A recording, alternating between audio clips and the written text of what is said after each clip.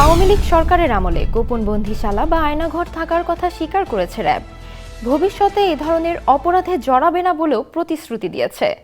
আজ বৃহস্পতিবার সকালে রাজধানীর কারওয়ান বাজারে র্যাবের মিডিয়া সেন্টারের সাংবাদিকদের সঙ্গে মতবিনিময় সভায় এক প্রশ্নের উত্তরে কথা বলেন র্যাবের মহাপরিচালক AKM শহীদুর রহমান। ৫ আগস্ট শেখ হাসিনা সরকারের পতনের পর ৮ আগস্ট তিনি বাহিনীর মহাপরিচালকের দায়িত্ব নেন। সভায় মহাপরিচালক বলেন, র্যাব সৃষ্টির পর থেকে যেসব জনসাধারণ র্যাব সদস্যদের দ্বারা নির্যাতিত, অত্যাচারিত ও ক্ষতিগ্রস্ত হয়েছে তাদের কাছে এবং নারায়ণগঞ্জের ৭ খুন সহ যারা র্যাবের দ্বারা হত্যাকাণ্ডের শিকার হয়েছেন তাদের পরিবারের কাছে আমরা দুঃখ প্রকাশ করছি এবং ক্ষমা প্রার্থনা করছি। এর আগে ৫ ডিসেম্বর ছাত্র জনতার আন্দোলনে নির্বিচারে গুলি ও হত্যার ঘটনায় শহীদ পরিবারগুলোর কাছে দুঃখ প্রকাশ করে ক্ষমা চেয়েছে পুলিশের নবনিযুক্ত মহাপরিদর্শক বাহারুল আলম। র্যাবে যে আয়নাঘরের যে বিষয়টা এসেছে সেটা আপনার এটা তো ছিল, আছে, এবং কমিশন আমাদেরকে নির্দেশ দিয়েছেন যে যা অবস্থায় আছে ওই অবস্থায় রাখার জন্য, কোথাও এখন কোনো রকম যেন কোনো পরিবর্তন না করা হয়। অ্যাকর্ডিংলি আমরা ঠিক ওইভাবেই রেখেছি যা যেভাবে ছিল অতীতে। র্যাবের বিরুদ্ধে বেশ কিছু অভিযোগ আছে, গুম, খুন, তারপরে আপনার অপহরণ, এই ধরনের বেশ কিছু অভিযোগ আমাদের প্রতি আছে।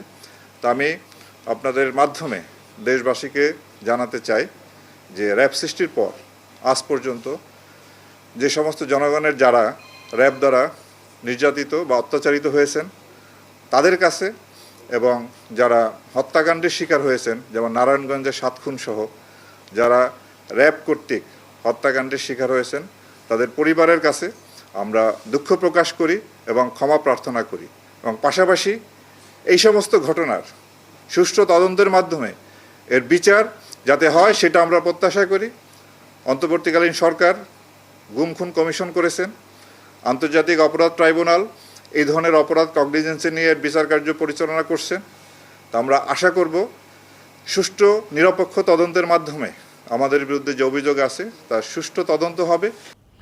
৯ ডিসেম্বর জুলাই আন্দোলনে অপেশাদার আচরণের জন্য ক্ষমা চান ঢাকা মহানগর পুলিশ কমিশনার শেখ মোহাম্মদ সাজ্জাদ আলী।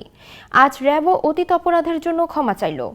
অপরাধের সুষ্ঠু বিচার চেয়ে র্যাব মহাপরিচালক বলেন, আমি আপনাদের নিশ্চয়তা দিচ্ছি, আমি যতদিন দায়িত্ব পালন করব এবং আমার এই কর্মকর্তারা যারা দায়িত্বে আছেন তারা কখনো কারো নির্দেশে গুম খুনের মতো ফৌজদারি অপরাধে জড়িত হবে না। র্যাব সদস্যদের দ্বারা নির্যাতন ও অত্যাচারের মতো ঘটনাগুলোর সুষ্ঠু তদন্তের মাধ্যমে যেন বিচার হয় সেটা আমরা প্রত্যাশা করি।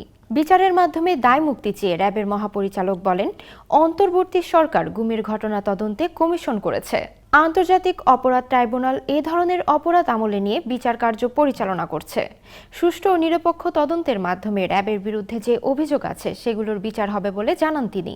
পুলিশের ক্ষেত্রে দাবি উঠেছে, র্যাবের ক্ষেত্রেও দাবি উঠেছে। আমরা পোশাক পরিবর্তনের বিষয়ে আমরা চিন্তা ভাবনা করতেছি র্যাবের জন্য, যাতে একটি আইন প্রণয়ন করা যায়। র্যাবের কোনো আপনার নির্দিষ্ট আইন নাই, আর্ম পুলিশ ব্যাটালিয়ন আইন সংশোধন করে র্যাব বাহিনী গঠন করা হয়েছে।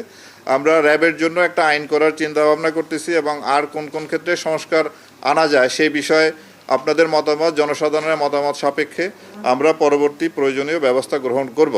এভাবেই র্যাবের দায় মুক্তি সম্ভব বলেও জানান তিনি।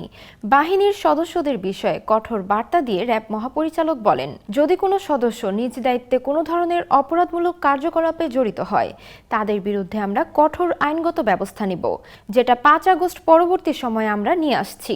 র্যাবের গোপন বন্দিশালা বা আয়নাঘরের অস্তিত্ব নিয়ে বাহিনীর মহাপরিচালকের কাছে জানতে চেয়েছিলেন সাংবাদিকেরা। জবাবে তিনি বলেন, র্যাবের আয়নাঘরের যে বিষয়টি এসেছে সেটি ছিল, আছে। কমিশন আমাদের নির্দেশ দিয়েছে যা যে অবস্থায় আছে সেই অবস্থায় রাখার জন্য। কোথাও কোনো ধরনের পরিবর্তন বা পরিবর্ধন যেন না করা হয়, যে যেভাবে ছিল সেগুলো আমরা ওভাবেই রেখেছি। সাংবাদিকদের এক প্রশ্নের জবাবে বাহিনীটির প্রধান বলেন, র্যাবে আমরা যতদিন আছি আমাদের উপর যে দায়িত্ব তা নিষ্ঠার সঙ্গে আন্তরিকতার সঙ্গে পালন করব। বিলুপ্তির ব্যাপারে সরকার যে সিদ্ধান্ত গ্রহণ করবে সেটাই শিরোধার্য। সরকারের সিদ্ধান্তের অপেক্ষায় আমরা থাকলাম।